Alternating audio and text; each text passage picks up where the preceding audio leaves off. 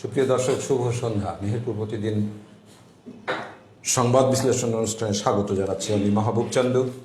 আজকে আমরা আলোচনার জন্য মেহেরপুর প্রতিদিন সংবাদ বিশ্লেষণে আমন্ত্রণ জানিয়েছি আমাদের মেহেরপুরের সকলে পরিচিত সাংবাদিক মহসিন আলী, যিনি দীর্ঘদিন থেকে আলোকিত বাংলাদেশে মেহেরপুর জেলা প্রতিনিধি হিসেবে দায়িত্ব পালন করছেন এবং দায়িত্ব পালন করেছেন মেহেরপুর প্রেস ক্লাবের নির্বাহী সদস্য হিসাবে, যুগ্ম সম্পাদক হিসাবে। মহসিন ভাই, আপনাকে স্বাগত জানাচ্ছি সংবাদ বিশ্লেষণ অনুষ্ঠানে। জি, স্বাগত আপনাকে, ধন্যবাদ অনেক আজকের মেহেরপুর প্রতিদিনের সংবাদ বিশ্লেষণে আমাকে আমন্ত্রণ জানানোর জন্য। আমরা প্রথমেই কিছু নিউজ পড়ে নেব, তারপরে আমরা নিউজের করে আলোচনায় যাব। আমার হাতে মেহেরপুর প্রতিদিনের প্রধান সংবাদটি করেছে করোনার ধাক্কায় দ্বিতীয় দ্বিগুণ হারে বাড়ছে দারিদ্র্য, কমছে আয়, বাড়ছে ব্যয়, বিশ্বে ভয়াবহ দারিদ্রতার আশঙ্কা। এটি হচ্ছে প্রধান খবর মেহেরপুর প্রতিদিনের। সচিবগণের সেমি পাকা ঘর পেলেন পিরোজপুরের শামসুল। কুষ্টিয়ায় মাস্ক না পরায় জেল ও জরিমানা। কেন্দ্রীয় যুবলীগের সদস্য পদ পেলেন মেহেরপুরের বাবু মল্লিক, রেজা ও জাকির। চুয়াডাঙ্গা ও ঝিনাইদহে বিশ্ব ডায়াবেটিস দিবস পালিত। গাংনীতে তামাকের চারার সাথে এ কেমন শত্রুতা। জীবননগর সীমান্তে প্রতিবন্ধী শিক্ষা কেন্দ্রের উদ্বোধন। কুষ্টিয়ায় হজরত আলী রাদিয়াল্লাহু তাআলা আনহুকে অবমাননায় যুবক গ্রেপ্তার। আমরা আরেকটি সংবাদ আছে মেহেরপুর প্রতিদিনের। 2001 সদস্যের কমিটিতে বেশিরভাগই নতুন মুখ। চুয়াডাঙ্গা পৌর পরিষদের উদ্যোগে গাছে গাছে পাখির বাসা। আমাদের হাতে আছে সময়ের সমীকরণের প্রধান সংবাদটি করেছে হয়রানি বন্ধে ভূমি ব্যবস্থাপনায় পরিবর্তন। এটি একটি গুরুত্বপূর্ণ নিউজ। দুর্নীতি নামবে শূন্যের কোঠায়, বাড়বে কর আদায়ের পরিমাণ। আগামী জুলাই থেকে থাকছে না ম্যানুয়াল পদ্ধতি। আমরা কথা বলবো এই সংবাদটি নিয়েও। হেফাজতের নেতৃত্ব নিয়ে উত্তেজনা। এটি একটি হেফাজতের সাংগঠনিক বিষয় নিয়ে নিউজ হয়েছে। মৌসুমের শুরুতেই 4 জনের মৃত্যু। নিপা ভাইরাসের প্রকোপ থাকবে নভেম্বর ও মার্চে। দ্বিগুণ হারে বাড়ছে দারিদ্র্য, প্রয়োজনের চেয়ে কম খাচ্ছেন বিপুল সংখ্যক মানুষ, যেটা মেহেরপুর প্রতিদিনও একটা এত সংক্রান্ত নিউজ হয়েছে। নিজের প্রতি যত্নশীল হলে ডায়াবেটিস নিয়ন্ত্রণ সম্ভব। এটা চুয়াডাঙ্গা, মেহেরপুর ও ঝিনাইদহে বিশ্ব ডায়াবেটিস দিবস পালিত বিভিন্ন জায়গায়। পৌরবাসী সুপেয় পানির সমস্যার সমাধান হলো চুয়াডাঙ্গায়। এটা একটা আরেকটা গুরুত্বপূর্ণ নিউজ। চুয়াডাঙ্গায় 13 কোটি টাকা ব্যয়ে পানি শোধনাগার উদ্বোধন করলেন মেয়র জিপু। আমরা এই দুইটা পত্রিকার নিউজ নিয়ে আলোচনা শুরু করি, তারপরে আমার হাতে অন্যান্য পত্রিকা যেগুলো আছে কথা বলবো। বিশ্বে ভয়াবহ দারিদ্রতার আশঙ্কা। করোনাকালীন সময়ে আমাদের এই নতুন যে মহামারী, এই মহামারীর ইয়েতে দারিদ্রতা বেড়েছে মানুষের। বিশেষজ্ঞদের যে মতামত এবং সাম্প্রতিক সময় বেসরকারি গবেষণা সংস্থা ব্রাক এবং পিপিআরসি বলছে জুলাই মাসে দেশে দরিদ্র মানুষের সংখ্যা 40% উন্নীত হয়েছে, যা 2019 সালের ডিসেম্বরের শেষে ছিল 20% গত বছরের। এখন 40%। কিভাবে ব্যাখ্যা করবেন? আসলে বিষয়টা হচ্ছে যে করোনা তো আমাদের সকলকে থামিয়ে দিয়েছে। করোনা যে এমন একটা বিষয় যেটা হলো অন্যান্য রোগগুলো দেখা যায় হলেও মানুষের জীবনযাত্রা, কাজকর্ম এগুলো বন্ধ থাকে না, কিন্তু করোনা এমন একটা অসুখ বা একটা রোগ এটা শুধু বাংলাদেশের জন্য, সারা বিশ্বের জন্য। তবে আমাদের জন্য সৌভাগ্য মনে করছি আমরা যে আমাদের দেশে মৃত্যুর হার কম আছে অন্যান্য দেশের তুলনায়। তবে দারিদ্রতা যে বাড়বে এটা তো স্বাভাবিক, কারণ হলো একবেলা মানুষ এমনি বাংলাদেশ যদিও এখন মধ্যমায়ের দেশে উন্নতি হতে যাচ্ছে, ঠিক সেই সময়ে এই করোনাটা আসার জন্য মানুষের কাজকর্মটা বেঁধে গেছে। দেখা যাচ্ছে বিশ্বের অনেক দেশ, হয়তো যারা উন্নয়নশীল দেশ, তারা এখনও দেখা যাচ্ছে ঘরে বসে খাচ্ছে বা সরকার তাদেরকে কিছু ভাতা ভর্তুকি দিচ্ছে, কিন্তু আমাদের দেশে কি তাই কি হচ্ছে? আমাদের দেশে সিংহভাগ যারা গার্মেন্টস কর্মী আছে, আমি আজকেই ঢাকা থেকে ফিরলাম বলা চলে, তা আমি তো দেখলাম যে গার্মেন্টস ফ্যাক্টরিগুলোতে তারা কাজ করছে, কিছু কাজ করছে, কিছু কিছু জায়গায় দেখা যাচ্ছে যে কিছু মানে তাদের যে ভাগ্যের কোনো পরিবর্তন হচ্ছে এমন কিছু নয়। তবে অন্যান্য যাদের কিছুটা হলেও মানে সলভেন্সি আছে, যারা হয়তো শিক্ষক স্কুল বন্ধ থাকলেও তারা কিছু বেতন টেতন পাচ্ছে, কিন্তু সমস্যা হয়ে গেছে, দেখা যাচ্ছে যে আপনার দেশের বেশিরভাগ শিক্ষা প্রতিষ্ঠান যেটা হলো কিন্ডারগার্টেন স্কুল, সেগুলো কিন্তু এখন টোটালি বন্ধ।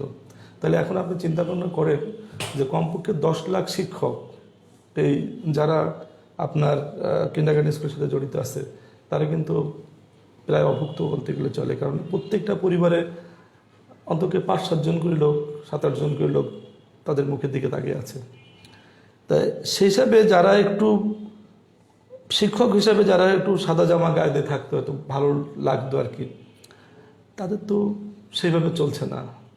আবার দেখেন, অর্থনৈতিক দুরবস্থার কারণে আমাদের মতো লোক কিন্তু আমরা হেঁটে চলছি, আমরা কিন্তু রিক্সা নিচ্ছি না, অটো নিচ্ছি না, রিক্সাওয়ালারাও কিন্তু বেকার হয়ে গেছে। তাই ঠিক এইভাবে দেখা যাচ্ছে প্রত্যেকটা সেক্টরে একে অপরের সাথে কিন্তু আমরা সম্পৃক্ত। বেকারত্ব বেড়েছে, পাশাপাশি যেখানে যারা চাকরি করছে তাদের, আপনি যেটা বলছেন যে চাকরিতে বেতন পাচ্ছে না, উপরন্তু যারা আবার বেতন পাচ্ছে তারা আবার একটা পার্সেন্টেজ কম পাচ্ছে, কাউকে 25% কম দিচ্ছে, কাউকে 50% কম দিচ্ছে। যেমন আমি নানান যদি বলি, বিভিন্ন মাধ্যমিক বিদ্যালয়গুলো বা বিভিন্ন বেসরকারি কলেজগুলো, সেগুলো কিন্তু সরকারের দেয়া বেতনের পাশাপাশি কিন্তু স্থানীয়ভাবে ছাত্রছাত্রীদের কাছ থেকে কিছু বেতন তুলে তারা কিন্তু একটা সামান্য একটা অংশ পেয়েও থাকে তারা। সে সামান্য অংশটা আমি বলবো না যে খুব বেশি, তারপরেও কিন্তু কম নয়। কেউ দেখা যাচ্ছে যে 3-4 হাজার থেকে শুরু করে 10-12 হাজার 15 হাজার পর্যন্ত পাচ্ছে, সেটাও তো তাদের বন্ধ হয়ে গেছে এই মাধ্যমিক শিক্ষা বা উচ্চ মাধ্যমিক শিক্ষা যারা আছে আর কি। আর সবচেয়ে বড় কথা হলো কি, ঢাকাতে আপনি একটু খোঁজ নিলে জানতে পারবেন যে সেখানে যারা ঘর ভাড়া করে কিন্ডারগার্টেন স্কুলগুলো চালাইতো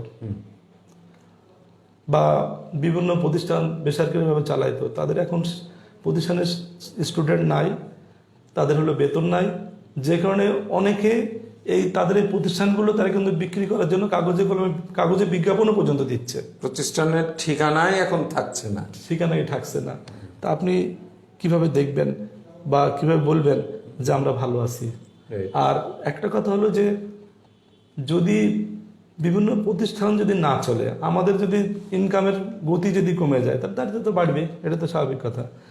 এর আগে যখন করোনা ছিল না, তখন যখন আমাদের দেশে গত বছরে 20% দারিদ্রতা ছিল, সেইখানে এই করোনার কারণে দেখা যাচ্ছে যে 20 থেকে 40-এ উঠে দেখা গেছে, অর্থাৎ দ্বিগুণ হয়ে গেছে আর কি।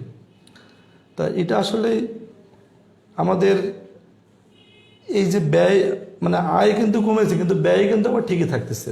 আপনার সংসারে যদি 5 জন লোক থাকে, 5 জন লোক কিন্তু খাওয়া কমছে না। হয়তো আপনি কিছু কমাচ্ছেন, হয়তো ভালো কিছু খাবার পরিবর্তে হয়তো কিছু খেলেন, হয়তো মাংসটা আপনি ঠিক মতো বাচ্চাদের দিলেন না, হয়তো দেখা গেছে মাছ বেশি দামেটা দিলেন না, কম দামেটা দিলেন, কিন্তু সেটা আপনি কত বা কমাবেন? হয়তো দেখা গেছে 10% কমাচ্ছেন, 20%। আবার দেখেন আমাদের একটা বৃহৎ অংশ প্রবাসে চাকরি, কিন্তু আপনার হচ্ছে দেখা যাচ্ছে যে আয়টা কিন্তু আপনার অনেক কমে গেছে, বা কারো কারোর ক্ষেত্রে টোটালি নাই, কিন্তু ব্যয়টা ঠিক থাকছে, থেকে যাচ্ছে, কখনো কখনো বেশি হচ্ছে, জি কমছে না, তাই না?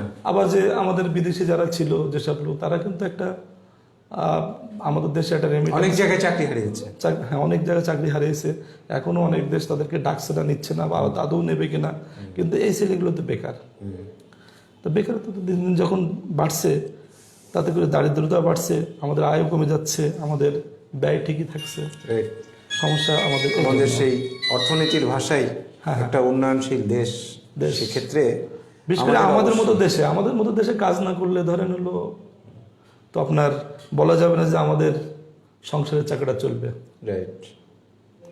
আমি মনে করি, আমার মনে হয় যে এই যে শীত আসছে, বিশ্বে মানে যারা নেতৃত্ব দিচ্ছে বা যারা হলো অভিজ্ঞজন, যারা এসবগুলোর উপরে খোঁজ খবর রাখে, তারা তো বলছেন যে শীত পড়লে তো আমাদের করোনার প্রাদুর্ভাব আরও বাড়বে, তখন তো আমার মনে হয় যে দারিদ্র্য সীমা কিন্তু আরও বাড়তে পারে। আমরা অবশ্যই এই আতঙ্কিত তো আমাদের করছে, এই অর্থের সমস্যা, তো অর্থ ছাড়া বিকল্প কোনো কিছু দিয়ে পূরণ হবে না, তাই না? তাহলে অর্থনৈতিক সমস্যা, সেটা অর্থ দিয়েই কিন্তু পূরণ করতে হবে।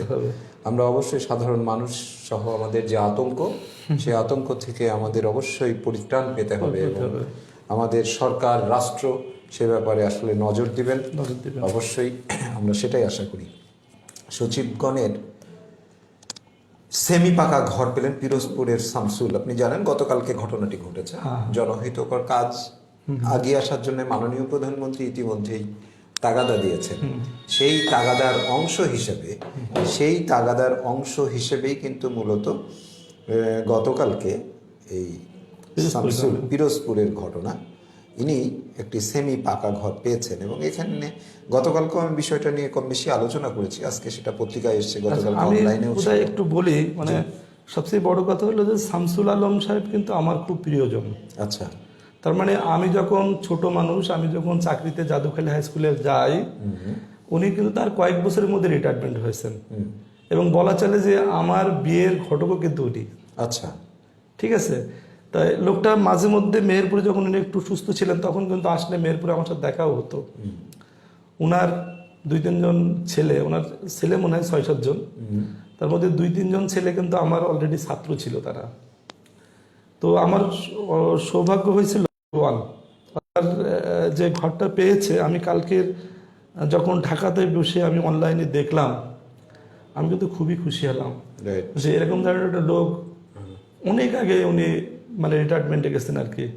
এই বয়সে ওনার নিজের কিছু করার আর নাই, সেই হিসাবে সরকার থেকে যে উনি একটা ঘর পেয়েছেন আমি খুব খুশি হয়েছি তার এটা পাওয়াতে। এরকমভাবে আমি মনে করি যে ঠিক এরকম শামসুল আলমদের মতো আরও মানুষ তারা আরও পাক এবং আমাদের মাননীয় প্রধানমন্ত্রী তার যারা হলো সচিবগণ কেন, যারা আরও অনেক বেশি বেশি বেতন পান তাদের উপরে যদি বলেন যে তোমরা ভালো অবস্থায় আছো তখন তোমরা এই ধরনের মানুষগুলিকে সহযোগিতা করো, এটা প্রধানমন্ত্রীর একটা খুব দারুণ একটা পদক্ষেপ, যেটা আমি অত্যন্ত খুশি আর কি। আমরাও এই বাংলাদেশ পাবলিক সার্ভিস কমিশনের সচিব মোসাম্মদ আসিয়া খাতুন, আমরা ওনাকে স্যালুট জানাই, সালাম জানাই। তিনি অবশ্যই এই ধরনের আর্তের পাশে দাঁড়াবেন।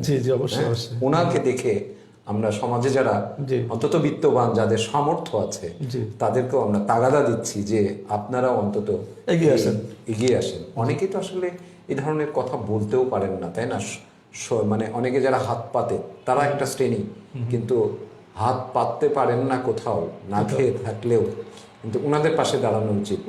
অবশ্যই চাইতে পারে না তারা, অথচ তাদের অভাব আছে ভিতরে। রাইট। আমি একটা বিষয়, সময়ের সমীকরণের একটা সংবাদ নিয়ে আপনার সাথে কথা বলবো। হয়রানি বন্ধে ভূমি ব্যবস্থাপনার পরিবর্তন, দুর্নীতি নামবে শূন্যের কোটায়, বাড়বে কর আদায়ের পরিমাণ, আগামী জুলাই থেকে থাকছে না ম্যানুয়াল পদ্ধতি। এই ভূমি ব্যবস্থাপনা বাংলাদেশের একটা জটিল ব্যবস্থা। হ্যাঁ, মানে এটা তো সরকার অনেক আগে থেকে হাত দিয়েছেন। রাইট।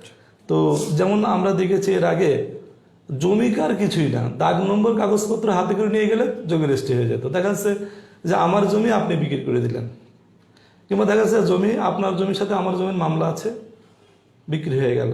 দেখা যাচ্ছে যে আপনি ন্যায্য অধিকার থেকে বঞ্চিত হলেন, আমি হয়তো বিক্রি করে নিলাম, আমাদের দুইজনেরই জমিটা বিক্রি করে আমি টাকা পকেটস্থ করলাম, আপনি বাদ পড়ে গেলেন। এই যে একটা ঝামেলা, এই ঝামেলা থেকে আসলে এটা হওয়া উচিত এবং সরকার যে পদক্ষেপটা অনেক আগে থেকে নিয়েছে, এটা তো মানে এখনো পর্যন্ত যা হচ্ছে আমি যতটুকু জানি আর কি, যে আপনার রেজিস্ট্রি অফিসে গেলে ছাড়া হচ্ছে না। হ্যাঁ, মানে যদি আপনার নাম খারিজ ছাড়াই কোনো জমি রেজিস্ট্রি হচ্ছে না। তবে এখানে একটা ভোগান্তি আছে, বিশেষ করে আমাদের ভূমি অফিসগুলো, আমাদের ভূমি কর্মকর্তাগণ, সহকারী কমিশনার ভূমি যারা আছেন বিভিন্ন উপজেলাতে, তাদের অগোচারে তাদের অফিসের কর্মকর্তারা কিন্তু এখনো পর্যন্ত এই সাধারণ মানুষকে এই হয়রানি করছে।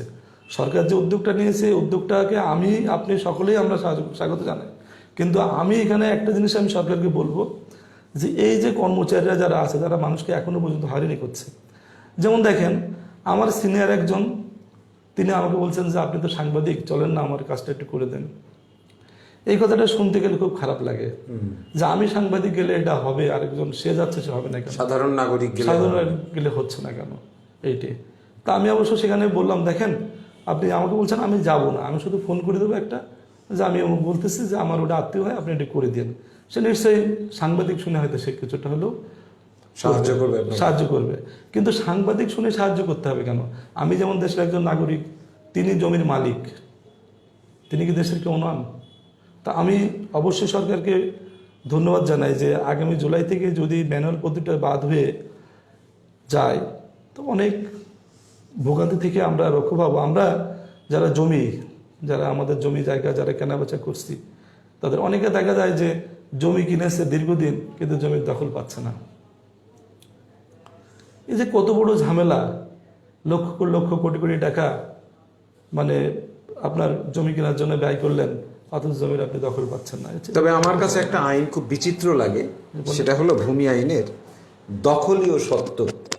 দখলীয় সত্ত্ব অনেকের কাছে শুনি আর কি, যে এরকম 12 বছর ধরে যদি একজন একটা জমিতে বসবাস করে বা তার দখলে থাকে, এটা এক ধরনের দখলীয় সত্ত্ব, একটা আইনি অধিকার তার পেয়ে যায়। তো এটা এক ধরনের লাঠিয়াল বাহিনীর মতো একটা আইনকে সমর্থন না। আসলে এটা তো আমরা তো মনে করি যে এটা মানে নিতান্তই বোকামি। যেমন আমি একটু বলি আপনাকে, আপনি জানেন হয়তো যে আমাদের মেহেরপুরের 9 নম্বর রোডের কিছু জমি কিন্তু এখন আমদা ইউনিয়নের। আমার একটা জমি কিন্তু ওইরকম আছে। আমার জমিটার দাগ নম্বর আমার এই মুহূর্তে মনে নাই, তবে 3000-এর উপরে। আর যেটা হলো 2500 পর্যন্ত আছে সেটা কিন্তু মেহেরপুর পৌরসভার অধিগ্রস্ত হয়ে গেছে। আর তারপরে দেখা যাচ্ছে কি আপনার পৌরসভা থেকে কিন্তু ওখানে আপনার বিদ্যুৎ, পানি সব ব্যবস্থাই কিন্তু সেখানে আছে, সবই আছে। এমনকি রাস্তা, আমার জমির পাশ দিয়ে রাস্তাও হয়ে গেছে, পানির ব্যবস্থা গেছে, পৌরসভার লাইটও সব কিছুই আছে। কিন্তু জমিটা হলো এখনো পর্যন্ত আমদা ইউনিয়নের। তো যে কারণে আমি ওই জমিটা কিন্তু এখনো পর্যন্ত সেইভাবে কাজ করিনি। তো আমাকে একজন দেখছি বলতেছে যে একজন গরিব লোক, সে আপনার ওখানে এই জায়গাটাতে একটু বসতে চায়, আপনি কি একটু বসতে দেবেন? তা আমি বললাম, প্রথম দিকে আমি বললাম যে যদি বসতে চায় বসুক, সমস্যাটা কি, আমার জমিটা ভালো থাকবে। তা আমার একজন কুটুম মানে বউয়ের ভাই, সে ছোটো মানুষ হলে বলছে, দুলা ভাই আপনি কি বোকা আছেন নাকি? কেন? তো ওই জমিটা যে 12 বছর, আপনি যে কথাটা বললেন যে 12 বছর হয়ে গেলে তখন তো তার দখল। আরে তার দখল মানে আমার জমি তার দখল মানে তার কি কাগজপত্র আছে? কোনো না সেরকম একটা কিছু আছে। এই লাঠিয়াল বাহিনীর লোকজন তাকে জোর করে আপনার কাছ থেকে নিয়ে দেবে, এইটাই। তা আমি তখন থেকে আমি কিন্তু আসলে সাবধান হয়ে গেছি যে না, এটা তো করতে দেওয়া যাবে না। তা আসলে কিন্তু আমাদের এই যে ব্যবস্থাগুলো ছিল, এই ব্যবস্থাগুলো কিন্তু ভালো না। অবশ্যই আমরা এই ভূমি ব্যবস্থাপনার পরিবর্তন হোক এবং এই ভূমির মালিকগণ এরা তাদের মালিকানা নিয়ে যেন তাদের বিড়ম্বনা করতে হয়। আমি আর একটুখানি যদি আপনাকে পিছনের দিকে টানি, তাহলে আপনি তো বুঝতে পারবেন যে আমাদের নদী খাল অনেকেই কিন্তু দখল করে তার নিজের নামে করে ফেলেছে। ঠিক আছে, এখন সেইগুলো কিন্তু তাদের কাছ থেকে ফেরত পেতে গেলেও তারা কিন্তু সরকারের নামে মামলা করছে। আমি কিছুদিন আগে আমি টিউনো মুজিবনগরে উদ্ধৃতিতে আমি জিজ্ঞাসা করছি, স্যার আমি তো এরকম একটা নিউজ করতে চাচ্ছিলাম, তা আপনাদের তো এটা তো আপনাদের পাও না, যেহেতু হলো মানে 1 শতক আছে হলো পৌরসভার, 15 শতক আপনাদের, বা পুরাটাই আপনার হিসাব মতো এখন ওই সরস্বতী খালের পাশে। এটা নিয়ে খুব বেশি আন্দোলন হচ্ছে। উনি আমার বলতেছে আমার আছে, কিন্তু স্থানীয় লোকজন চাচ্ছে ওখানে যেহেতু মুজিবনগর স্বাধীনতার সূতিকার এবং মুজিবনগরের একমাত্র পথ ওই ব্রিজের মাথা, ওখান থেকে ওইটি সরিয়ে দিয়ে ওখানে একটা মুজিব তরণ। আপনি কথাটা যেহেতু তুললেন, আমি আপনাকে বলি, ওইটা নিয়ে আমরাও নিউজ করেছি এবং ওইটা ওই উনি দখল করে আছেন, ওনার যে কাগজপত্র নিয়ে করছেন, উনি ওইটা থাকতে পারবেন না ওখানে। তার কারণ এই সরস্বতী খালের যে চওড়া, যে ওয়াইডটা, তার লেন্থ এবং এটা তো আছে। একটা জায়গায় এসে 150 ফিট খাল কখনো 40 ফিট হয়, 40 ফিট হতে পারে না। ঠিক আছে, আবার তাও একেবারে সামনে, এটা একদম সামনে, ইম্পর্টেন্ট একটা জায়গায়। আমার অনুসন্ধান ছিল সেটা হলো ওনার 18 শতক জমি আছে ওই খালের পাশে, সেটা ওইখানে না, ওখান থেকে আরো পশ্চিম দিকে খালের হলো দক্ষিণ সাইডে, রাইট। ওইটা উনি উনি খুব চালাকি করে মূলত ওইখানে এসে বসছেন। আর তখনও তো ওই যে ভূমি ব্যবস্থাপনা ভালো ছিল না বলে তো উনি কিন্তু ওই কোর্ট থেকে কিন্তু জায়গাটা ওনার নামে কিন্তু যে কোনো পয়সা করে দিয়ে করে নিয়েছেন, এটা কিন্তু স্বাভাবিক। হ্যাঁ, কিন্তু সেটা অবৈধ ছিল। পাশাপাশি এই যে জলমহল ব্যবস্থাপনা, নদী খাল, এইগুলার যে আইন আছে, সেই আইনে আমি দেখলাম যে আপনি একটা খাল বা নদীর পাড়ের 30 ফিটের মধ্যে আপনি কোনো সরকারি স্থাপনাও করতে পারবেন না, তাই না?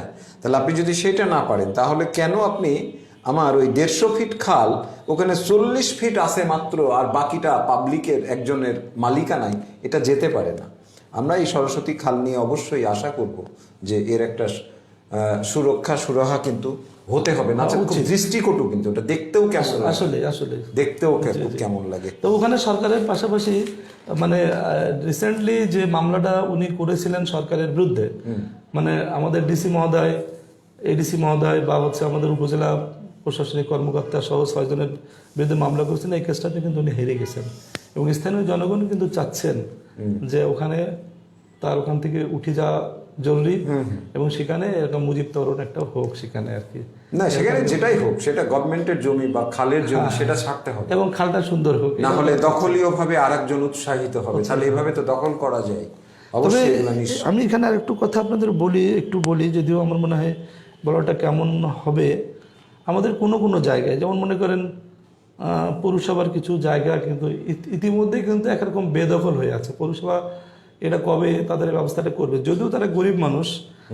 আমার কথা হলো যে গরিব মানুষ কাজ করে খাচ্ছে, পৌরসভা তার পেটে লাথি পারবে না। কিন্তু আপনি যদি একটা সরকারি জায়গা আমার কাছে লিজ দেন, সেটা কি আপনি পারেন দিতে? ভূমি ব্যবস্থাপনা মানে মারাত্মকভাবে, আপনাকে আমি একটা উদাহরণ দিই। মেহেরপুর সরকারি স্কুলের মসজিদ, মেহেরপুর সরকারি স্কুলের জায়গার উপরে কওমি মাদ্রাসা। প্রশাসনের সকলে জানে, এমপি জানেন। কওমি মাদ্রাসা হলো কি করে ওখানে? সুরাহা হয়নি, বছরের পর বছর চলছে। আমরা অবশ্যই এগুলা সুরাহা চাই। এগুলা ধর্মীয় প্রতিষ্ঠানের নামে জায়েজ করার কোনো সুযোগ আছে বলে মনে করার কোনো কারণ নেই। যার জমি তারই থাকতে হবে, অবশ্যই থাকতে হবে। আমরা এই যে দ্বিগুণ হারে বাড়ছে দারিদ্র্য, এটা নিয়ে আমরা কথা বলেছি। আমি আর একটা বিষয়ে কথা বলতে চাই। চুয়াডাঙ্গায় 13 কোটি টাকা ব্যয়ে পানি শোধনাগারের উদ্বোধনকালে মেয়র জিপু চৌধুরী পৌরবাসীর সুপেয় পানির সমস্যা সমাধান হলো। এইটা একটা খুব ভালো যে আমাদের মেহেরপুরের ট্রিটমেন্ট প্ল্যান্ট একটা আছে, যে যদিও বড় যে ট্রিটমেন্ট প্ল্যান্টটা এখনো পর্যন্ত সেটা হয়নি। সুপেয় পানি নিয়ে নানান কথা আছে, নানান কিছু আছে। আমরা এখন তো মেহেরপুরের মতো ছোট ছোট জায়গাতেও, যে জেলা সদরগুলোতেও পানি কিনে খাই, প্রত্যেকের বাড়িতে পানি কিনে খাই। সেক্ষেত্রে যদি আসলে প্রাতিষ্ঠানিকভাবে এ ধরনের একটা ব্যবস্থাপনা হয়, তাহলে তো নাগরিক সেখানে অবশ্যই খুব ভালো একটা সুবিধা পায়। না, এটা তো অবশ্যই, কিন্তু ঘটনা হচ্ছে যে আমাদের মেহেরপুর পৌরসভা যে একাধিকবার চেষ্টা করেছেন, কিন্তু আসলে যে মেহেরপুরের সুপেয় পানি আমরা পাচ্ছি না বিধায় আমরা পানি কিন্তু কিনে খাচ্ছি। যেমন এর মধ্যে মানে কয়েকটা প্রতিষ্ঠান অলরেডি পানি কিন্তু তারা ওই মানে সুপেয় পানি বিক্রি করে বেড়াচ্ছে আর কি, বিশেষ করে 40 টাকা যে মানে 30 লিটারের পানিটা এটা করছে। এখন কথা হলো যে চুয়াডাঙ্গার যদি এটা সঠিক হয়, তাহলে আমাদের মেহেরপুরে এটা আমরা কামনা করব। প্রতিদিন ধরেন সেখানে 75 লাখ লিটার পানি শোধনাগারে পানি শোধন। এটা অন্তত অবশ্যই একটা বড় ভলিউম, সেখানকার নাগরিকরা অবশ্যই এটার থেকে সুরক্ষা পাবে। আমি কথা বলবো, পশ্চিমাঞ্চল আছে আমার হাতে। পশ্চিমাঞ্চলের একটি গুরুত্বপূর্ণ নিউজ আছে। 10 বছর বয়সেই জাতীয় পরিচয়পত্র। কিশোর অপরাধীদের চিহ্নিতের জন্যই এই ডাটাবেজ ইউনিক আইডির কাজ শুরু হচ্ছে জানুয়ারিতে। এটা খুব গুরুত্বপূর্ণ, খুব সিগনিফিকেন্ট একটা নিউজ পশ্চিমাঞ্চলের, যে এই 10 বছর বয়সে যে পরিচয়পত্রটা পাচ্ছে, দ্যাট মিনস সে তার আইডেন্টিটি রাষ্ট্র পেয়ে গেল। তাহলে তাকে সেই অর্থে বলা যায় যে শাসনের প্রশ্নে তাকে বাধা গেল এবং তাকে আমরা শাসন করতে পারি, রাইট। এবং সে যদি কোনো অকাম কুকাম যাই করবে না কেন, সে বাধ্য শাসনের মধ্যে পড়ে থাকতে। যদি সে ভালো কাজ করে, সে পুরস্কারও পেতে পারে, রাইট। হ্যাঁ, তো এটা হওয়া দরকার আসলেই। যেমন আমাদের এর আগে যেমন আমাদের এনআইডি কার্ড আমাদের ছিল না, মানে পরিচয়পত্র আমাদের ছিল না, সে হিসাবে এখন যে পরিচয়পত্র পাওয়ার পরে আমাদের অনেক মানে ঝামেলা কিন্তু অনেকটা মুক্ত হওয়ার পথে আর কি, সুরাহা হয়েছে আর কি। কিশোর অপরাধটাও বেড়েছে, কিশোর অপরাধটা অনেক বেড়েছে। যদি আমরা বরগুনার কথা বলি, রিফাত হত্যা মামলা, তাই না? জি কি স্টাইলে একদম সেখানে। আর এই ছেলেপেলেগুলো তো ধরেন ছোট ছোট ছেলেপেলেরা তো হয়তো দেখা যাচ্ছে যে বাপ মারও কন্ট্রোলের বাইরে তারা। এই যে এখন যদি জাতীয় পরিচয়পত্র তাদের দেয়া যায় 10 বছর, তখন বাপ মাও কিন্তু অনেকটা তার সন্তানদের কিন্তু কন্ট্রোলে রাখার চেষ্টা করে। বাবা, তোমার কিন্তু এখন জাতীয় পরিচয়পত্রের মধ্যে, অত তুমি দেশের নাগরিক, তুমি এখন লুকিয়ে রাখি, তোমার আমরা পারবো না, তোমাকে এখন সঠিক সুন্দর পথে তোমাকে চলতে হবে। অবশ্যই এই বিষয়টা ভীষণ ভালো একটা খবর আমাদের জন্য, যেটা আগামী জানুয়ারিতে এটা শুরু হচ্ছে, রাইট। এ দেখেন, ঠিক কিশোর অপরাধের পাশাপাশি একটা পজিটিভ নিউজ, শিশুদের নোবেল নোবেল পেলেন নড়াইলের সাদাত। মারাত্মক একটা খবর যে 42টি দেশের 142 জন শিশুর মনোনয়নের মধ্যে দিয়ে শুরু হয়েছিল এই প্রতিযোগিতা। সেখানেও আমাদের সেই আরেকজন পাকিস্তানের শিশু মালালা, তার হাত ধরেই এই নোবেল কমিটির শিশু নোবেল হিসাবে আমাদের এই নড়াইলের এই ছেলেকে দিয়েছে তার কিছু অ্যাপস করার জন্য। সাদাত রহমান সাইবার বুলিং ও সাইবার ক্রাইম থেকে শিশু কিশোরদের রক্ষায় নানা কার্যক্রম পরিচালনায় যুক্ত। এবার আন্তর্জাতিক শিশু শান্তি পুরস্কার পেলেন সেই বাংলাদেশি কিশোর সাদাত রহমান। এখানে সাদাত রহমান একজন তরুণ চেঞ্জ মেকার ও সমাজ সংস্কার। বলছে বেসরকারি সংস্থা, বয়স 15 বছর, বেসরকারি সংস্থা অ্যাকশন এইডের ইউথ ইনোভেশন চ্যালেঞ্জ 2019 এ বিজয়ী হয়ে সেই পুরস্কারটা তিনি পেয়েছেন। তো এইটা একটা ভালো খবর যে আমি মনে হয় যে আপনি বলার আগে আমি একটু এর মধ্যে একটু অ্যাড করি। যখন আমরা স্টুডেন্ট ছিলাম, মানে স্টুডেন্ট বলতে আমরা কিন্তু কলেজ ভার্সিটির কথা বলবো না, আমরা যখন প্রাইমারি ছাত্র ছিলাম আর কি, তখন দেখতাম যে আমাদের শিক্ষক মহোদয়রা করতেন কি, যে সর্বোচ্চ ভালো লেখা কে, হাতের লেখা কার ভালো, ক্লাসে কে ফার্স্ট হয়েছে, অঙ্কে কে সর্বোচ্চ নম্বর পেয়েছে বা ইংরেজিতে সর্বোচ্চ নম্বর পেয়েছে, কে সর্বোচ্চ হাজিরা আছে, হ্যাঁ, এগুলোর জন্য কিন্তু পুরস্কার দেওয়া হতো। আজকের কিন্তু আপনি দেখেন স্কুলে কিন্তু প্রায় প্রতিটা স্কুলে এখন কিন্তু আর একটা করে ইংরেজি হাতের লেখা, একটা করে বাংলা হাতের লেখাও নেওয়া হয় না। এবং অধিকাংশ স্কুলেই কিন্তু, অধিকাংশই বলবো আমি, অধিকাংশ স্কুলে কিন্তু এই পুরস্কার দিয়ে কিন্তু আর উৎসাহিত করে না। সেই জায়গায় যে নড়াইলের মধ্যে একটা ছেলে, 15 বছর বয়সে একটা ছেলে বাংলাদেশে সে নেতৃত্ব দিয়েছে বললে চলে, বিশ্বে 142টা দেশের মধ্যে। এটা যে উৎসাহিত করার জন্য এই ছেলে তো এখন ধরেন আরো সামনের দিকে যাওয়া শুরু করবে, অবশ্যই, তাই না? অবশ্যই। আমার মনে হয় যে এটা তো আন্তর্জাতিকভাবে সে পেয়েছে, হ্যাঁ, তারই অর্জন বাংলাদেশের। এবং নোবেল প্রাপ্তি যে মালালা কারজাই, এটা কি জানো তার নাম, মালালা ইউসুফজাই, হ্যাঁ, সেই মালালা ইউসুফের হাত থেকেই কিন্তু পুরস্কারটা দিয়েছে। তার মানে সে এখন কত বড়, মানে সে যে পেয়েছে এটা তার যেটা মনটা যেমন বড় হলো, সে এখন তো ভালো কাজ করবে আর কি। তা আসলে পুরস্কার পাওয়াটা কিন্তু আমাদের শিশুদের জন্য, সে যে যতটুকু ভালো কাজ করবে সেই ভালো কাজের মূল্য হিসাবে তার কিন্তু একটা পুরস্কার পাওয়াই দরকার। সে পুরস্কারটা হতে পারে সুস, হতে পারে একটা, অবশ্যই এতে করে সে উৎসাহিত হবে অবশ্যই। তা আমিও এটা আশা করব যে প্রত্যেকটা, বিশেষ করে আমাদের সমাজে বিভিন্ন সংগঠনের পক্ষ থেকে যদি আমাদের সন্তানদের, আমাদের শিশু কিশোরদের পুরস্কৃত করা হয়, তারা সামনের দিক কিন্তু এগোবে অবশ্যই।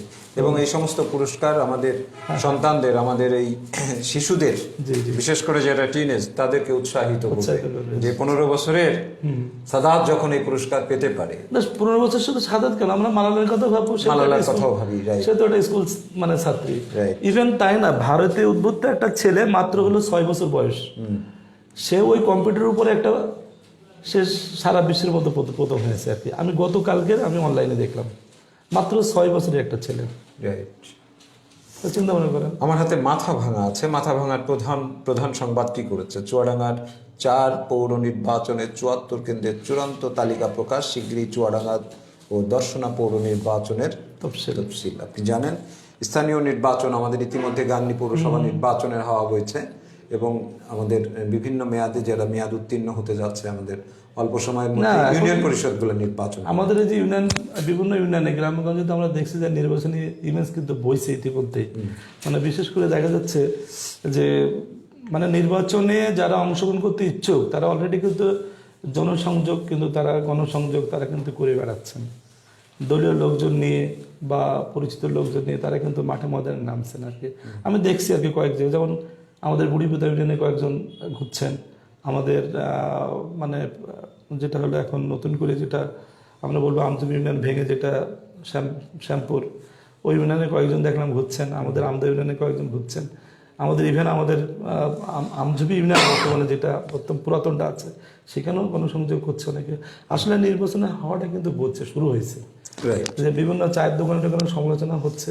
আচ্ছা, আপনাকে একটুখানি এই নির্বাচনে যদি আরেকটু আলোচনা করি, সেক্ষেত্রে এই যে বড় বড় যে দলগুলা, এই দলগুলা নমিনেশনের ক্ষেত্রে যে তাদের নমিনেশন দেওয়ার যে পদ্ধতি, এতে করে আমরা আমাদের রিপোর্টাররা যারা একদম তৃণমূল পর্যায়ে গিয়ে খবর সংগ্রহ করছে, তাদের কাছে বিভিন্ন সময় দুই দলেরই অভিযোগ করছে যে ভাই চেষ্টা করছে কিন্তু নমিনেশন আদতেও পাবো কিনা, নমিনেশনটা আসলে বিক্রি হয়ে যাবে কিনা, যিনারা নমিনেশন দেন সাংগঠনিকভাবে তিনারা আসলে তিনাদের খুব কাছের মানুষ, তাদের বিশ্বস্ততা, তাদের আত্মীয়, এটা যদি না হয় তাহলে নমিনেশন পাবো না। এই প্রক্রিয়ার মধ্যে দিয়ে এই যে হতাশা, তাহলে এই নির্বাচন প্রক্রিয়াটা আসলে কি স্বচ্ছ হবে নাকি ইনারা যদি আসলে বেঁকে বসে? আমার যেটা মনে হয় যে আমাদের দেশের কিন্তু গণতন্ত্র মানে যাই বলি না তাই বলি, যে ভোটের অধিকার থেকে আমাদের দেশের মানুষ কিন্তু কিছুটা হলেও বঞ্চিত হয়েছে আর কি, আমার যেটা মনে হয়। আমি গত রাত্রে আমার এক বন্ধু আছে আমেরিকায়, সে হঠাৎ করে দেখছে রাত 10:30 11টার দিকে আমাকে ফোন দিয়েছে আর কি মেলে। আমি তখন রাজবাড়িতে, তা আমি দোস্ত তোমাদের নির্বাচনে কি বলে, ট্রাম্প পাগলামি করছে এখনো। তখন তাতে কি হয়েছে বলে, ও কি হয়েছে, আমেরিকার লোক অন্তপক্ষে সত্যি কথাটা বলে এবং হচ্ছে সৎ কাজটা করে, তারা কোনো কিছু ভয় করে না। সেই সমালোচনা করলো আমাদেরকে, যেহেতু সে বাংলাদেশি, তারপরে সে আমাদেরকে সমালোচনা করেই বললো যে দোস্ত তুমি তো জানো যে মানে হোয়াইট হাউসের সামনে ট্রাম্পকে গাল দেওয়ার অধিকার আমেরিকাবাসীর যদি মনে করে দিতে পারে, ব্যানার ধরে দাঁড়াইতে পারে। তোমার বাংলাদেশে কি কেউ দাঁড়াতে পারে কোনো সরকারের আমলে? এ সরকার না, কোনো সরকারের আমলে দাঁড়াইতে পারে কি? তা আর এখানে যে ভোটটা হয়েছে, ট্রাম্প চেষ্টা করেছে কেস কাছারি, হুমকি ধামকি ইত্যাদি করে, ইভেন ট্রাম্পের 2 ছেলেও কিন্তু খেপে গেছে শেষ পর্যন্ত, মামলা হামলা করবে ইত্যাদি। কিন্তু ট্রাম্প আর ওনার বিপরীতে যিনি ভোট করছেন আমাদের মানে হ্যাঁ, তা উনি কিন্তু ব্যাপক হারে কিন্তু মানে জিতেছেন আর কি, বলা চলে আর কি। সর্বোচ্চ পপুলার ভোট এবং আগামী 20 তারিখে ক্ষমতা হস্তান্তর হবে। ক্ষমতা হস্তান্তর 20 জানুয়ারি, হ্যাঁ। তা এর মধ্যে কিন্তু ক্ষমতায় থাকার পরেও কিন্তু ট্রাম্পের কিন্তু কোনো কিছু করার নেই।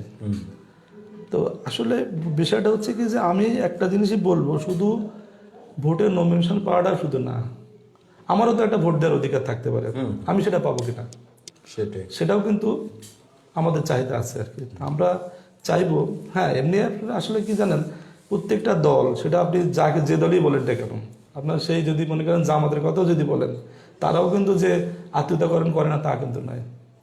আমরা যদি বিএনপি, আওয়ামী লীগ, আমরা যদি জাতীয় পার্টির কথা বলি, তারা তো করেই, কিন্তু জামাতে কিন্তু কম করে না, তারাও কিন্তু চাইবে যে আমার অমুকজনটা হলে ভালো হয়। তা এখন কথা হচ্ছে যে আত্মীয়তার পরিচয়টা থাকবে ঠিকই, তবে দলের যারা প্রভাবশালী লোকগুলো যারা আগে থেকে আছে, তারা তো তাদেরকে মাইনাস করে নতুন যারা আসবে তারা তো সম্ভব হয় না, ওটা বলা যায় না আর কি। এখন যদি আমি বলি সত্যি কথা বলতে গিয়ে, আমজীবী ইউনিয়নের প্রচুর শ্রম দিয়েছে চেয়ারম্যান হিসাবে চন্দ্র ভাই, পিরোজপুর ইউনিয়নের পরিচিত মুখ আমার বাবলু বিশ্বাস ভাই, উনি দীর্ঘদিন থেকে পিরোজপুর ইউনিয়নের চেয়ারম্যান থাকছেন। আওয়ামী লীগ থেকে অন্য কাউকে কি দেওয়া হবে মনে করেন? হবে না। তো এখন এর মধ্যে যে অনেকে তো চাইবে। আচ্ছা, শুধুমাত্র কি আসলে তাদের এই মানে নির্বাচিত হওয়াকালীন সময়টা, তিনাদের নানান উন্নয়ন, নানান এটার উপরেই কি তার পুনরায় এটা মানে না, দল কিন্তু এই ক্রাইটেরিয়া, কারণ তো নেতৃত্ব তো সৃষ্টি করতে হবে। হ্যাঁ, নেতৃত্ব সৃষ্টি করতে হবে, কিন্তু দলের এখন ওইটা হয়ে যায় না। এখন হয়ে গেছে কি যে আমি নতুন নেতৃত্ব সৃষ্টি করার ছাড়া প্রথমকে দিয়ে আমাকে জয়ী হতে হবে, এই যে একটা। আর তাই না হলে আপনি চিন্তা ভাবনা করেন যে আমেরিকায় 70 বছরের বয়স না হলে তার কেউ প্রেসিডেন্ট হয় না, সেরকম না, প্রায় তাই 60-70 এরকম বছর বয়স নিয়ে। তা আমাদের এই যারা মুরব্বী আছেন, যারা উল্লেখযোগ্য লোকগুলো, তারা তো চাইবেন সবসময়ের জন্য আসার জন্য। তবে হ্যাঁ, একটা কথা আমি দেখেছি যে বারাক ওবামা তো 45 বছরের, সে হ্যাঁ ওবামা। তো আমরা অবশ্যই এই স্থানীয় নির্বাচন সুষ্ঠু হবে এবং সুষ্ঠুভাবে নমিনেশন পাবে এবং যারা দলের ত্যাগী নেতা, যোগ্য নেতা, তারা নমিনেশন পাক, এটা জনগণের প্রত্যাশা। দলগুলো, জনগণের কিন্তু আরেকটা প্রত্যাশা আছে, আমার ভোটটা যদি আমি দিতে পারি। না, সেটা হচ্ছে ব্যবস্থাপনা, কিন্তু এখানে দলের অভ্যন্তরে যে গণতান্ত্রিক যে চর্চা, নির্বাচনে প্রতিযোগিতা করার জন্য যে আসলে মানে যোগ্য প্রার্থী আন্দোলন, যেটা যোগ্য প্রার্থীকে নমিনেশন দেওয়া, এইটা অবশ্যই দলগুলা নিশ্চিত করবে, আমরা এটাই আশা করি। আমি এখন যে আলোচনাটা আপনার কাছে করতে চাই সেটা হলো সাম্প্রতিক সময়ে বলা যায় অনেকটা আমাদের গোষ্ঠীগত আলোচনা।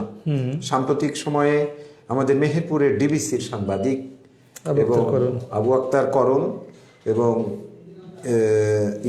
জাকির হোসেন, সে বাংলাদেশ রয়টার্সের একটা অনলাইন পোর্টাল, তার জেলা প্রতিনিধি এবং আমাদের যমুনা টেলিভিশনের সাংবাদিক রামিজ রাসেল, রামিজ হাসান, হ্যাঁ। রামিজ হাসান, তাদের সাথে আমাদের মেহেরপুরের সমাজসেবা অফিসের যে ডিডি আব্দুল কাদের ওনার সাথে যে একটা অপ্রীতিকর ঘটনা ঘটেছে, সেই অপ্রীতিকর ঘটনার দিন মেহেরপুরের জেলা প্রশাসক মহোদয় উনি সাংবাদিক নেতৃবৃন্দকে ডেকেছিলেন আলোচনার জন্য, এটার একটা সুরাহার জন্য। আমি নিজেও সেই আলোচনায় ছিলাম। তো ওখানে আমরা সবাই ওনার কাছে বলেছিলাম যে আপনি অন্তত স্বল্পকালীন সময়ে, খুব স্বল্প সময়ের মধ্যে একটা দৃশ্যমান একটা সমাধান আপনি দেবেন, নচেত উনি অনেকটা ফৌজদারি অপরাধ করেছেন। এই অপরাধের ক্ষেত্রে যদি সাংবাদিকরা মাঠে নামে, রাস্তায় নামে, তাহলে সেই রাস্তায় নামাটা মেহেরপুরে সীমাবদ্ধ থাকবে না, সারা বাংলাদেশে ছড়িয়ে যাবে।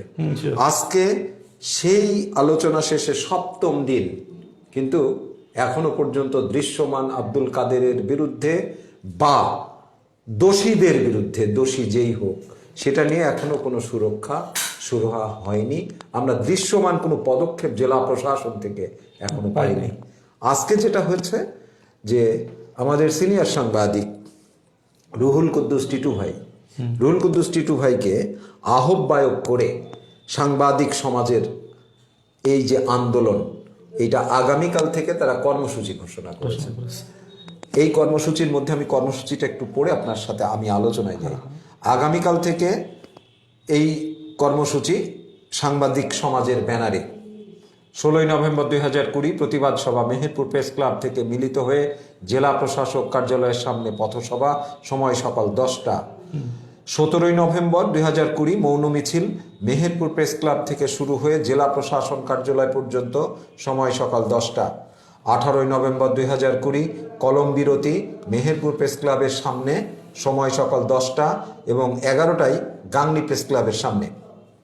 19শে নভেম্বর 2020 অবস্থান ধর্মঘট জেলা প্রশাসক কার্যালয়ের সম্মুখে, সময় সকাল 10টা এবং 20শে নভেম্বর 2020 মানববন্ধন মেহেরপুর প্রেস ক্লাবের সামনে, সময় সকাল 10টা। 21শে নভেম্বর 2020 স্মারকলিপি প্রধানমন্ত্রী বরাবর, অনুলিপি মেহেরপুর জেলা প্রশাসক বরাবর, সময় সকাল 10টা এবং 22শে নভেম্বর 7 নম্বর যে দাবি, সেই 7 নম্বর এজেন্ডায় 22শে নভেম্বর 2020 বিচার না হওয়া পর্যন্ত মেহেরপুর জেলা প্রশাসনের সকল সংবাদ বয়কট। এখন প্রশ্ন হচ্ছে, সাংবাদিকদের এই কর্মসূচিতে যেতে হলো কেন জেলা প্রশাসন এই ধরনের একটা অপ্রীতিকর ঘটনা আজকে 7 দিন অতিবাহিত হওয়ার পরেও কেন এটা সুরাহা হলো না? কিভাবে দেখেন আপনি? আসলে আমি কিন্তু এখানে যে ডিবিসির সাংবাদিক আবু আক্তার করার কথা বললেন, বা হচ্ছে যে তার ক্যামেরাম্যান বলবো, আর বা অন্য যে অনলাইন পত্রিকার কথা বলেন, এই যে আমাদের জাকির হোসেন, কিন্তু আমি রামিজ হাসানের কথাটা কিন্তু শুনে নাই এর আগে। মানে আমি যদিও ঢাকা ছিলাম 10 দিন, এবং ঢাকায় থাকার পরে আমি অনলাইন থেকে, ফেসবুক থেকে দেখলাম, তা আমি যতটুকু পেরেছিলাম নিন্দা প্রকাশ করেছিলাম এটা আর কি। কারণ আমি ঢাকায় যাওয়ার আগের থেকে শুনছিলাম যে এই আব্দুল কাদের সাহেবের কতগুলো দুর্নীতির কথা আমি শুনেছিলাম। হয়তো সত্যি কথা বলতে কি, যে আমি নিজেও হয়তোবা তার ওই দুর্নীতির কথা শুনে হয়তোবা আমি নিজেও একটা রিপোর্ট হয়তো মাথামাথা করি আর আলোকিত বাংলাদেশ করি, হয়তো আমি করতাম। তাই আমার দুর্ভাগ্য, আমি চিকিৎসার কারণে আমি ঢাকায় গেছিলাম এবং 10 দিন সেখানে আমি কাটে আসলাম। তো আমি 10 দিনের মধ্যে থেকে আমি সবসময় খোঁজ রাখছি এদিকে যে কী হচ্ছে না হচ্ছে, সভাপতি সম্পাদক বা অন্য কারো কাছে আমি খোঁজ রাখছি এখানে। তো আমার যেটা জানানো যে হলো, আবু আক্তার করণের এই যে তারা নিউজ সংগ্রহ করতে যাওয়ার আগে থেকেই আমি একটা মানে ভিডিও ফুটেজ দেখেছিলাম যে উনি আব্দুল কাদের সাহেব, উনি বাসের একজন ড্রাইভারকে, ওনার সরকারি ড্রাইভার নাম, বাসের একজন ড্রাইভারকে ওনাকে বোধহয় সম্ভবত, হ্যাঁ, ওটা মেহেরপুর প্রতিদিনের একটা লিড নিউজ ছিল ওনার বিরুদ্ধে। ওনার শ্বশুর বাড়ির ঈশ্বরদী এবং ওনার নিজের বাড়িতে ওই গাড়ি নিয়ে যেতেন অন্য আরেকজন ড্রাইভারকে নিয়ে 6000 টাকা বেতন। তারপরে আরেকটা কথাও আমি শুনে গেছিলাম এখান থেকে, বা আমি সেদিনকে ছেলেদের সাথে কথা বলেছিলাম, মানে হিজড়ি ছেলেদের সাথে আমি কথা বলেছিলাম। এবং বাবা তোমরা কোথেকে আসছো? তো বললো আমরা সমস্যা করতে আসছি। তা তোমাদের কি আছে না আছে? তো দেখলাম ছোট্ট একটা ওদের হাতে টিফিন, সামান্য একটু, তোমাদের টাকা পয়সা, ওরা দেখলাম সেই দিন যেন একটু কেমন না ওইসব টাকা পয়সা মেরে খেয়েছে, তাদের মন্তব্যটা ছিল এরকম আর কি। তা আমি আসলে তড়িঘড়ি করে ঢাকায় গেলাম, না হলে একটা নিউজ করতাম। অবশ্য আমি নিজেও একটা নিউজ করেছিলাম, সেটাও একটা আলোচনা সৃষ্টি করেছিল। এই যে সমাজসেবা যারা 10-15 বছর ধরে হলো আপনার বয়স্ক ভাতা পাচ্ছে আর কি, সেরকম তাদের এই যে এনআইডি কার্ড দিয়ে এখন দেখা যাচ্ছে তারা বঞ্চিত হচ্ছে। তাহলে আমার কথা হলো যে এনআইডি কার্ড দিয়ে তারা বঞ্চিত হচ্ছে কেন, তাহলে তখন সমাজসেবার অফিসাররা কোথায় ছিল, তাদের ভাতাটা দিল কেন? এটা কিন্তু আমার একটা প্রশ্ন ছিল। আমি একটা নিউজও করেছিলাম, আমাকে মানে জেলা নির্বাচন অফিসার উনি ঢাকার থেকে দেখলাম আমার মাথা ভাঙা কাটিং সহ ওনাকে একটা মানে ই করেছে, একটা নোটিশ করেছে যে আপনি এটা তদন্ত করে দেখবেন এটা এবং আমাদের জানান। তা উনি আবার আমাকে সালাম দিলেন মোবাইলে। তা আমি আবার বললাম যে ভাই আমি তো স্কুলে আছি। তো উনি বললেন যে এটা আপনার জন্য আমি সন্ধ্যা পর্যন্ত অপেক্ষা করবো, আপনি একটু আসেন। উনি আমাকে দেখালেন কাগজ ঢাকা থেকে যেটা পাঠিয়েছে। বললাম ভাই এটা তো শুধু মাথা ভাঙা না, এটাই দেখেন আলোকিত বাংলাদেশেও এসছে, এ দেখেন risingmedia.com আসছে।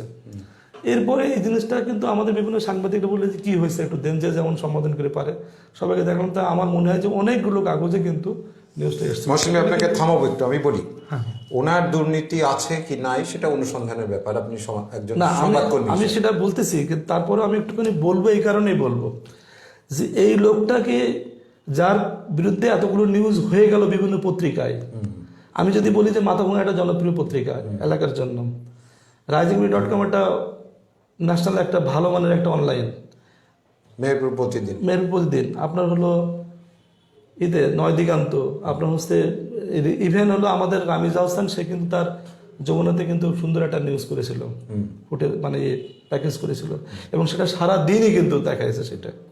তো এতগুলো আব্দুল কাদের বিরুদ্ধে হওয়ার পরে ইভেন দৈনিক মেহেরপুর প্রতিদিনে যদি তার বিরুদ্ধে এই সমস্ত শ্বশুরবাড়ি গাড়ি টাড়ি নিয়ে যাওয়াটার কথাটা হয়ে থাকে, অনুসন্ধান ছিল এবং তাহলে সেই লোকটাকে তার চোখে কি বাজছে না এগুলো?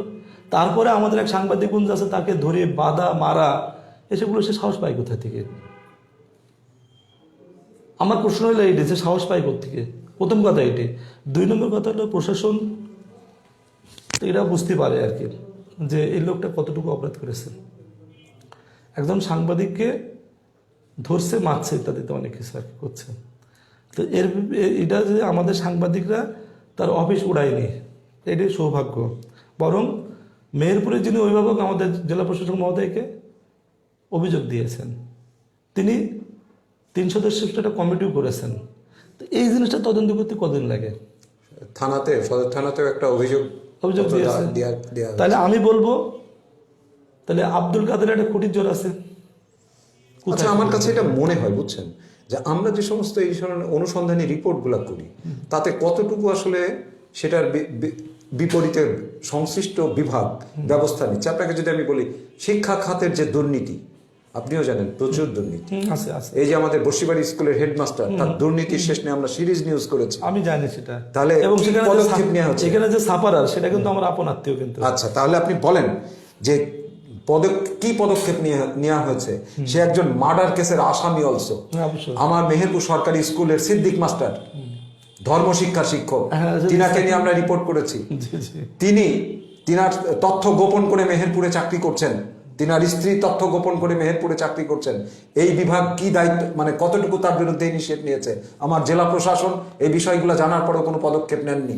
তাহলে আমরা যারা অনুসন্ধানী রিপোর্টগুলো করছি, সেখানে যদি আসলে সংশ্লিষ্ট বিভাগ যদি কোনো ধরনের কোনো পদক্ষেপ গ্রহণ না করে, তাহলে উল্টা যদি আমরা আক্রান্ত না, এই ধরনের এগুলো যদি তদন্ত করে যদি কোনো, বিশেষ করে তারা তদন্ত না করুক, প্রশাসন তদন্ত না করুক, সাংবাদিকরা তদন্ত করে তো রিপোর্টটা উপস্থাপন করছেন। এবং আমার যেটা মনে হয় যে মেহেরপুর প্রতিদিন, মাথাভাঙা বা এরকম অনেকগুলো পত্রিকা আমাদের প্রশাসনিক কর্মকর্তারা পায়। হ্যাঁ, পাই তো। তাহলে তারা যখন দেখছেন, যখন তারা যদি এইগুলো যদি তাদের বিচার না করে, তাদের যদি উৎসাহিত করে, তা আর কদিন পরে তো এরা তো সবকিছু লুটপাট করে ফেলবে, একটা ফৌজদারি অপরাধ করবে একটা অফিসার, একটা জেলা লেভেলের অফিসার। এরা তো এইসব কাজ করতে তো উৎসাহিত হবে। ওটা একটা ম্যানেজারিয়াল পদ, অবশ্যই সাংবাদিকের সাথে তিনি কথা বলতে বাধ্য, অফকোর্স বাধ্য, তথ্য দিতে বাধ্য। ওনার তথ্যটা যদি এমন হয় যে আমি এত সংক্রান্ত ব্যাপারে আপনাকে কোনো তথ্য দেব না, এটাই হয়ে গেল সাংবাদিকের কাজ, সমস্যা নাই তো। আপনি তো উনি এটা বলবেন তো, আপনি একটা ফৌজদারি অপরাধ করবেন, জেলা প্রশাসন এটা দেখার পরে 7 দিন অতিবাহিত হবে, আমরা এখানে আঙ্গুল চুষবো, কেউ এটার প্রতিকার পাবো না, এটা কেমন? এখন কথা হলো যে আমাদের সাংবাদিকদের যদি কোনো দোষ থাকে সেটাও ধরে দিই। অবশ্যই বলেন যে আপনাদের সাংবাদিক, সেটা বলা হচ্ছে ডিসি সাহেবকে, সেটা বলা হচ্ছে। কিন্তু এই জিনিসটার জন্য এই যে আজকে প্রেস রিলিজ করতে হবে, এটা আসলে তো খুব নিন্দনীয় ব্যাপার। দুঃখজনক না? দুঃখজনক ঘটনা। যে কাজের কাজ হচ্ছে না, মানে প্রতিকার হচ্ছে না, অথচ সাংবাদিক আক্রান্ত হচ্ছে, তার বিরুদ্ধে কোনো ইনিশিয়েটিভ নেই, তাই না? আমরা এর আগেও দেখেছি ওই মেহেরপুরের বাংলাদেশ প্রতিদিনের সাংবাদিক, তার বাড়িতে আক্রমণ করা হয়েছে। আমার মেহেরপুরের ছেলে শফিকুল ইসলাম কাজল এখনো পর্যন্ত জেলখানায় আছে। বিভিন্ন সময় বিভিন্ন সাংবাদিক আক্রান্ত হচ্ছে, আর আমরা গোষ্ঠীগতভাবেই এটা নিয়ে প্রতিবাদ করব, করব, আমরা সুরক্ষা পাবো না। এটা হতে পারে না। আমি মনে করি একজন সংবাদকর্মী হিসাবে অবশ্যই এই 7 দফা বাস্তবায়নের আগে, এই 7 দফা আন্দোলনের আগেই মেহেরপুরের জেলা প্রশাসক মহোদয় এবং আমি অবশ্যই দৃষ্টি আকর্ষণ করব আমাদের মেহেরপুরের মাননীয় জনপ্রশাসন প্রতিমন্ত্রী, মেহেরপুরের পুলিশ সুপার, সকলে সংশ্লিষ্ট যারা দায়িত্ব পালন করছেন তারা অবশ্যই বিষয়টি সুরাহা করবেন এবং এইটা যেন কোনোভাবে এর চেয়ে যেন আর না বাড়ে, আমি সেটাই প্রত্যাশা করব। এখন কালকে সকাল 9টা পর্যন্ত যদি তারা এটা ব্যবস্থা করে ফেলে, জি, আমরা যাব না, রাইট, অবশ্যই। আর যদি তারা না করে তাহলে আমরা তো যাবো, যেহেতু আমাদের দলীয় স্বার্থ, অবশ্যই আমাদের সহকর্মীদের স্বার্থ, অবশ্যই। কালকে তো আমি অ্যাসাল্ট হতে পারি, আপনি হতে পারেন। এদেশে সাংবাদিক হত্যার বিচার পাইনি আমরা। স্বাধীনতা পরবর্তী সময়ে যতগুলো সাংবাদিক হত্যা হয়েছে, আমার সাগর রুনি সহ, আমরা কোনোদিনই কোনো বিচার পাইনি। সেই ক্ষেত্রে সাংবাদিকের মার খাওয়া এটা নতুন কিছু না, কিন্তু আপনি একটা কর্মকর্তা ফৌজদারি এই ধরনের অপরাধ করবেন, দৃশ্যমান একটা ঘটনা, আপনি সেটার কোনো সুরাহা দেবেন না, এটা হতে পারে না। আমরা অবশ্যই আশা করব মেহেরপুরের প্রশাসন এবং সংশ্লিষ্ট মন্ত্রী মহোদয় পর্যন্ত এই বিষয়টা সুরক্ষা দিয়ে আমাদের যে আমাদের বিরুদ্ধে যে অপরাধটা সংগঠিত হয়েছে, আমাদের সম্মানজনক একটা সমাধান আপনারা করবেন। তো আমাদের সময় একদমই শেষ। মহসিন আলী ভাই, আপনাকে অসংখ্য ধন্যবাদ। আবারও আমরা এই সংবাদ বিশ্লেষণ অনুষ্ঠানে আপনাকে নিমন্ত্রণ করব। হ্যাঁ, অবশ্যই আপনাদেরও ধন্যবাদ সংবাদ বিশ্লেষণে আমাকে ডাকার জন্য। তো আবারও যদি সুযোগ হয় আবারও আপনার সঙ্গে মুখোমুখি হব ইনশাআল্লাহ। সুপ্রিয় দর্শক, কথা বলছিলাম আমাদের মেহেরপুরের সাংবাদিক মোহাম্মদ মহসিন আলীর সাথে। এতক্ষণ আপনারা শুনলেন আমাদের আলোচনা। আমাদের পেজে আপনারা অবশ্যই মন্তব্য লিখবেন। আমাদের অনুষ্ঠানকে সমৃদ্ধ করার জন্যে শ্রোতা দর্শক হিসাবে আপনাদের মন্তব্য আমাদের ভীষণ প্রয়োজন। সেই ক্ষেত্রে আমি আশা করব আমাদের অনুষ্ঠানের সফলতা, ত্রুটি বিচ্যুতি, কোনো পরামর্শ থাকলে আমাদেরকে অবশ্যই আপনারা দিবেন, এটা আমি অনুরোধ করছি আপনাদেরকে। সকলে ভালো থাকবেন। করোনাকালীন সময় চলছে, এই করোনাকালীন সময়ে নিজে সুরক্ষিত থাকবেন, অন্যকে সুরক্ষা দেওয়ার চেষ্টা করবেন। সবাই ভালো থাকেন। শুভরাত্রি।